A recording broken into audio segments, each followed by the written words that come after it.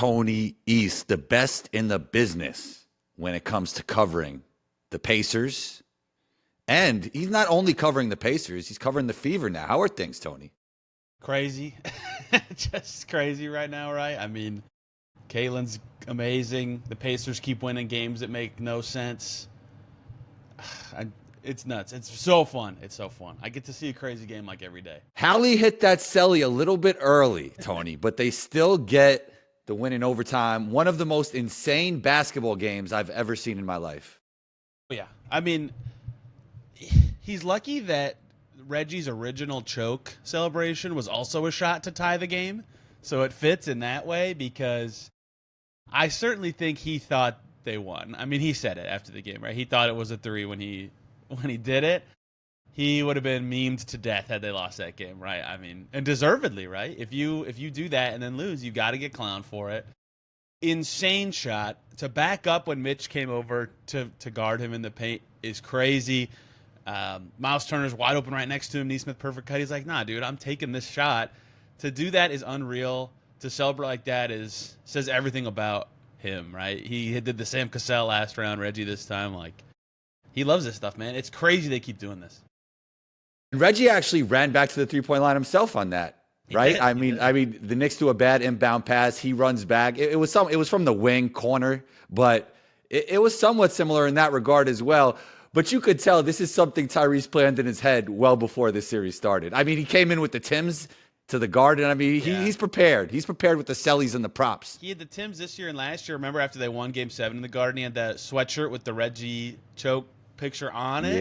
Yeah. So today Reggie's like right there for it too, and he scored 31 points. Like, that's a little corny, but like, it's cool that he happened to have his number of points. It's just he keeps doing this, right? So it's not just like a moment; it's like a thing for him apparently. But yeah, he likes the WWE stuff, and I think he's into the prop, the heel, all that stuff that he gets to do all the time. Yeah, I mean, I've been learning. I think it's even more important to be entertaining than to be right sometimes, right? Even what we do. But with that said, I mean, 9-point lead with 52 seconds left. What are even the chances that the Pacers won this game? It had to be like 1 in 20, 1 in 30, 1 in 40. I don't know, maybe 1 in 100. I mean, how many teams come back from a 9-point lead with 52 seconds left in a playoff game? Not many. ESPN has their like win probability model. I don't think it's very accurate because it keeps being wrong, but it said it was like a 0.5% chance. Okay, so 1 in 200. Yeah. And the reason to win a game like that, not only do you have to score every time, which like shout out to Aaron Nesmith for not a role player heater, like an any player heater. That was insane. We'll probably talk about him a little bit, but you also have to get the other team to mess up a lot.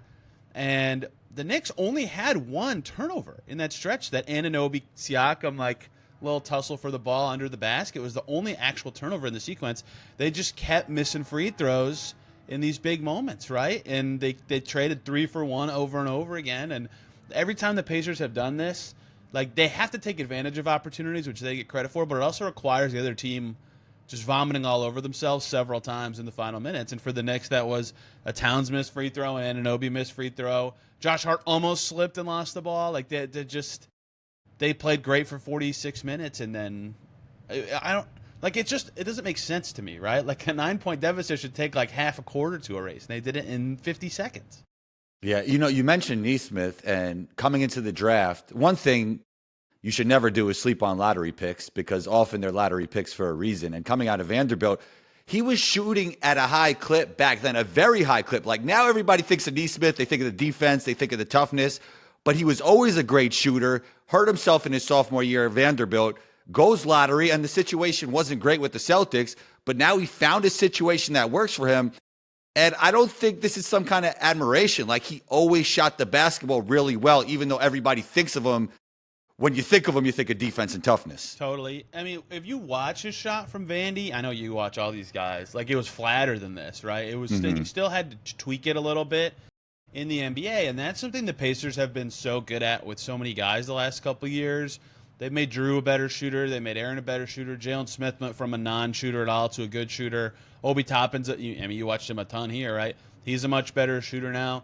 They've been really good about that part of developing players, and so when you're already kind of good at it, like Nesmith is, you just have such a chance to explode. And look, you can be a great shooter. Like making 6 in 5 minutes in a conference finals game at Madison Square Garden is something different. Like that tells you a lot about who Aaron Nesmith is, more than anything, to be able to do that. And like how many guys have flow states in that game? Like none basically, besides Brunson, obviously. It's crazy that he had this development arc. And so, yes, I believe that he was already shooting decent with the Celtics. He was a great shooter at Vandy. Like, he was going to be a good shooter in the NBA no matter what. But the Pacers have done a lot to help him make the shot perfect. And he's done a lot to, one, become a better shooter, and two, work on his game inside the arc and, like, these mid-range shots in a way that just makes him a better scorer from everywhere and makes that shot just so much more deadly. You have to guard him different. Yeah. When you stay ready, you don't have to get ready. Yeah. And how has it been watching him throughout the course of the regular season? Because he feels like, to me, obviously you watch the Pacers more than me, that he really doesn't take plays off. And I think that's benefited him here in the postseason. He told us during the Bucks series that he would die for his team.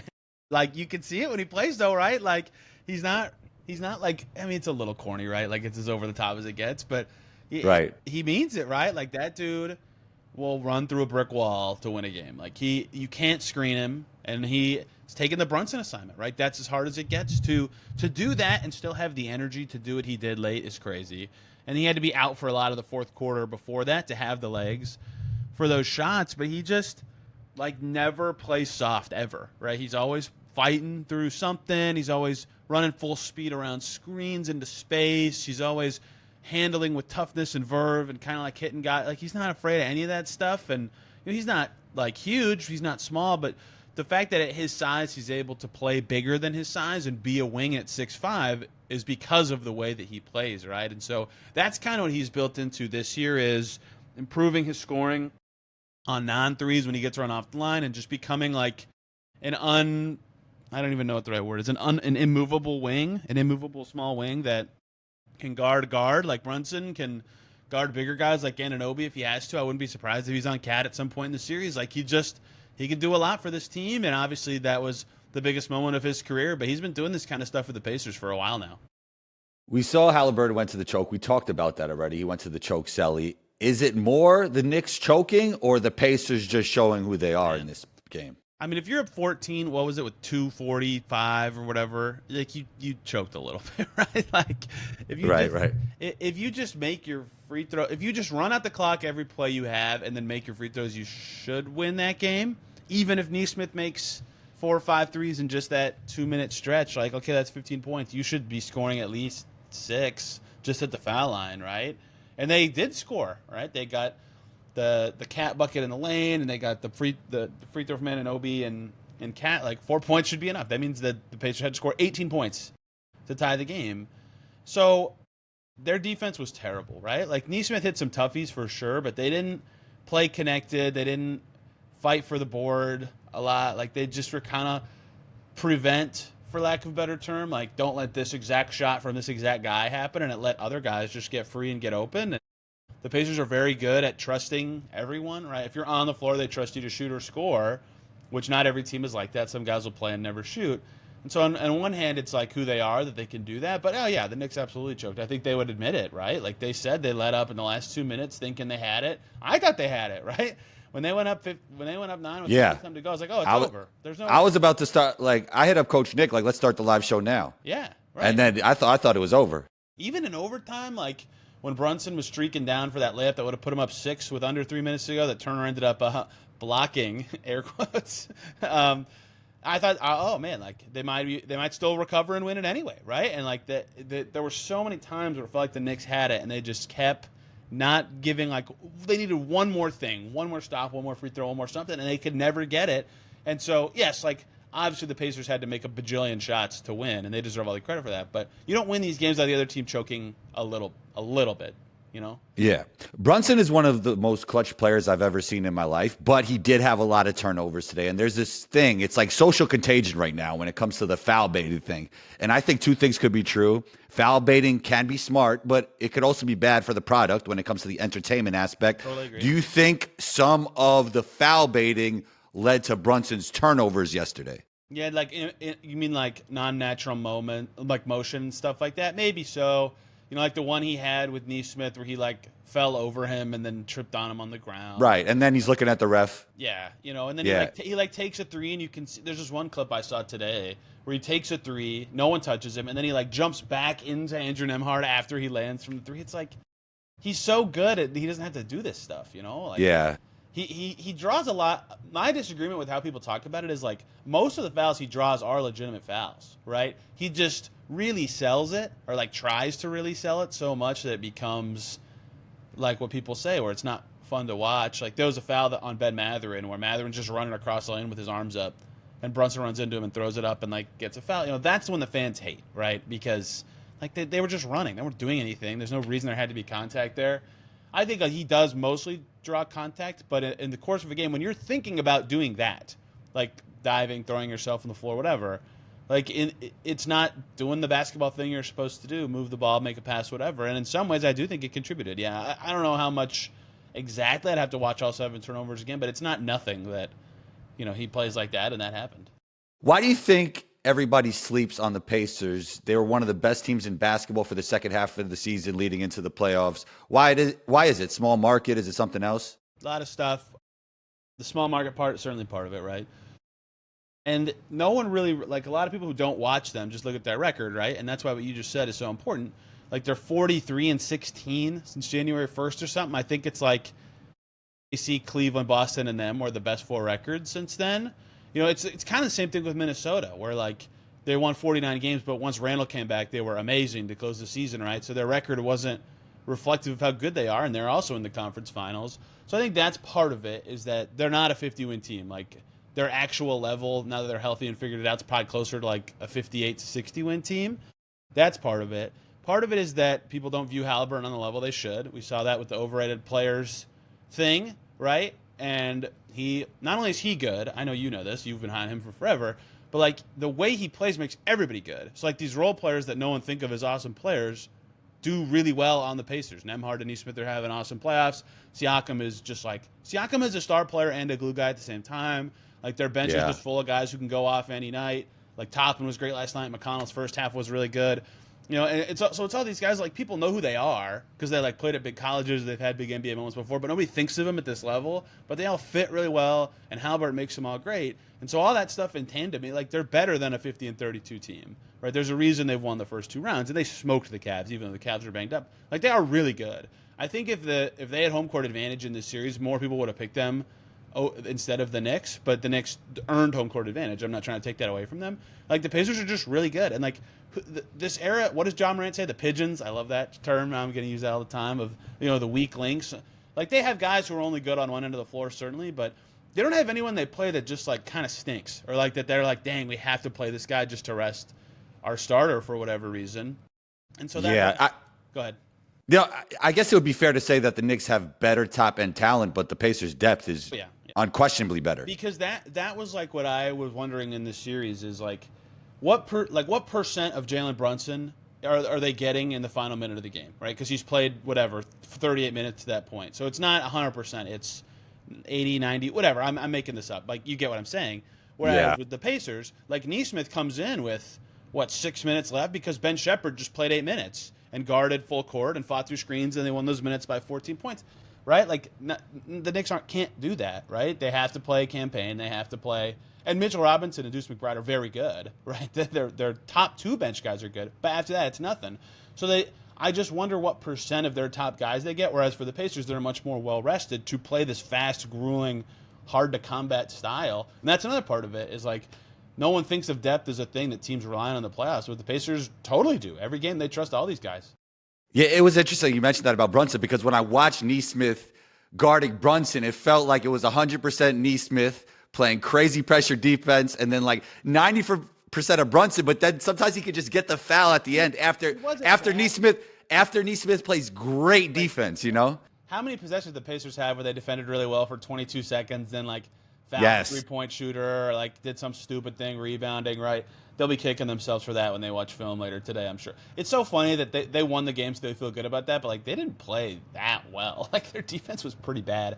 for a lot of the game. But like, yeah, that's a part of it too. Is their depth players can do stuff like that. And I wonder, maybe it is 90% Brunson, but like even that's better than a lot of Pacers players, right? Like the Knicks' strategy is fine. They're in the conference finals for Pete's sake. I just think the Pacers have what they want to do, and it works really well for them and the team that they have, and everybody fits their style too, right? Like it's a really fast and hard to play way, so it takes very specific players to do it. Like Ben Mathurin is not thought of in that way. He has to kind of change what he's good at to fit what the Pacers do. You and I have talked about that, it feels like a dozen times in Mathurin's career, and like he's gotten better at it in the playoffs, but that's what's required if you're going to be on the Pacers. And so no one comes in the game and is like lost by the speed or confused, and that's why, because it's such a hard style to defend or play against, all these guys can play and cause damage.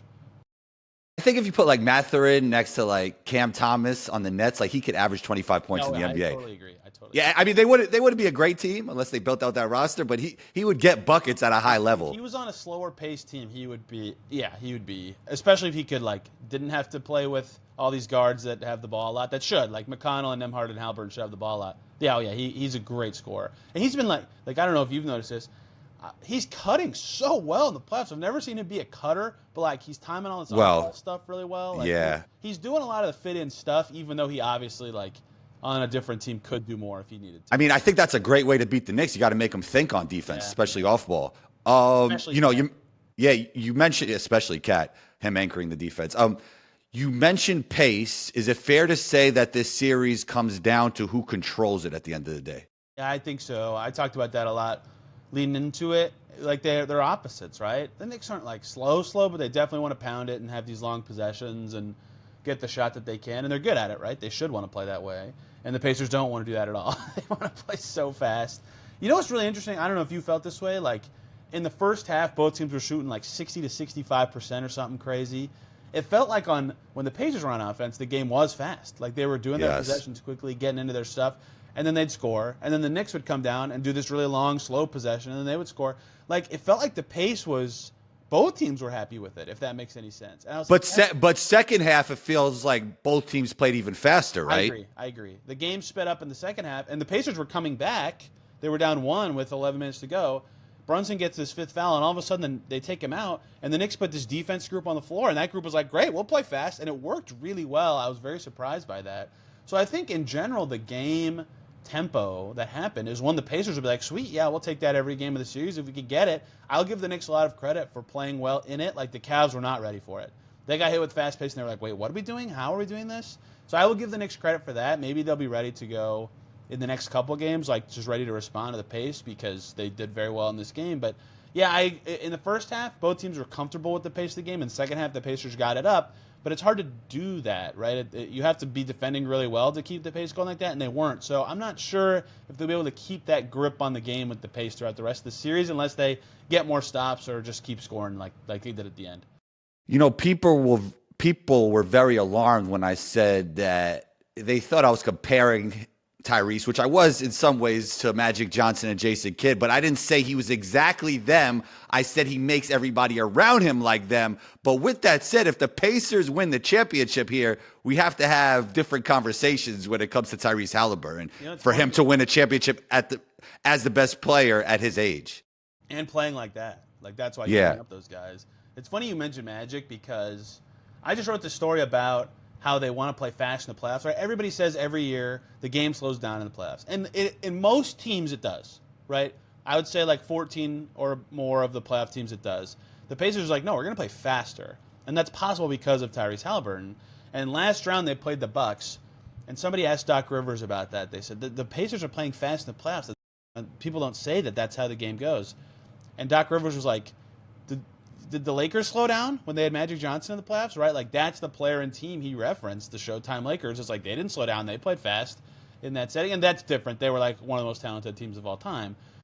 No one is comparing ability of Tyrese Haliburton versus Magic Johnson, but in terms of style and flair and speed, he does passing ability. He's one of the best passers. Yeah, obviously the passing's crazy. He's the best or second best passer in the league, best passing guard in the league. Jokic is the best passer, right? Like that is what they're being equated to, right? And it's crazy to see them do this, but they would not play like this if they didn't have Tyrese Haliburton on the team. But he makes it possible because he's so good at reading the game at that pace, and that's why Doc Rivers is bringing up Magic, and Jason Kidd is, Rick Carlisle coached him too, right? Like it's all kind of a through line of that kind of player, and it's hard to win like that. Like Magic had a ton of talent, Kidd only won one, Steve Nash never won, right? It's hard to win like that, but when you're clicking playing that style, it's so tough to defend.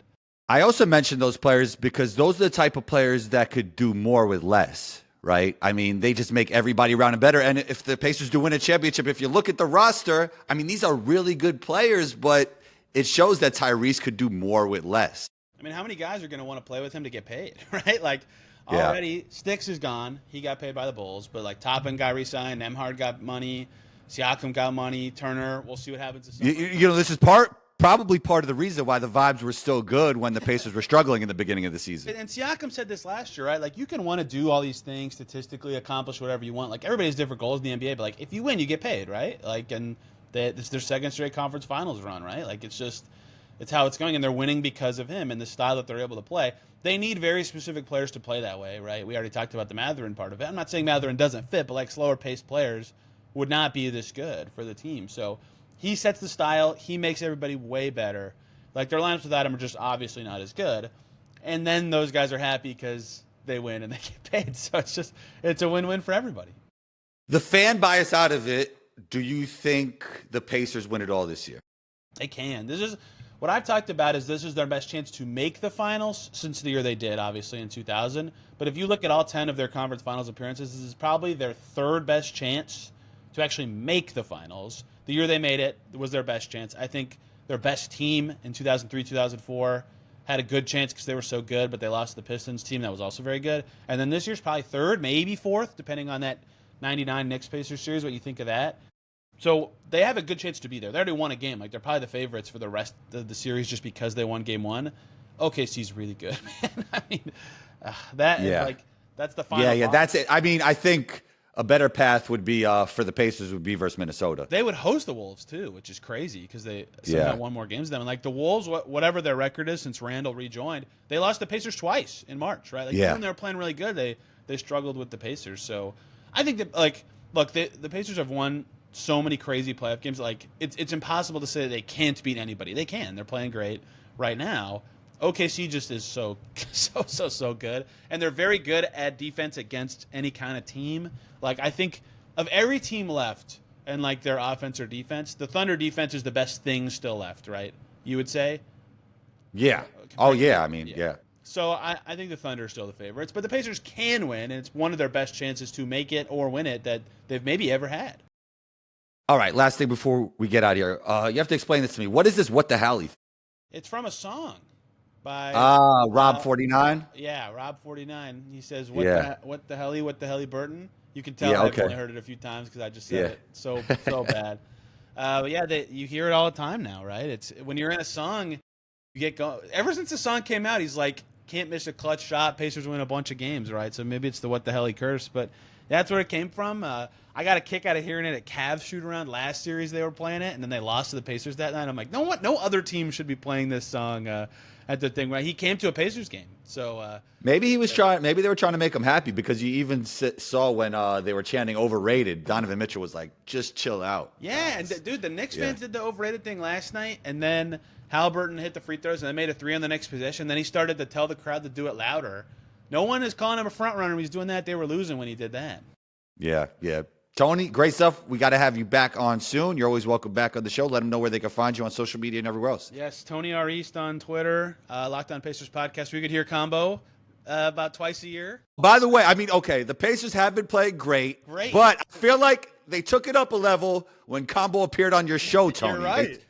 They took it up a level, all right? Pretty good then. They've been playing really good. See that effect? You see the Combo effect?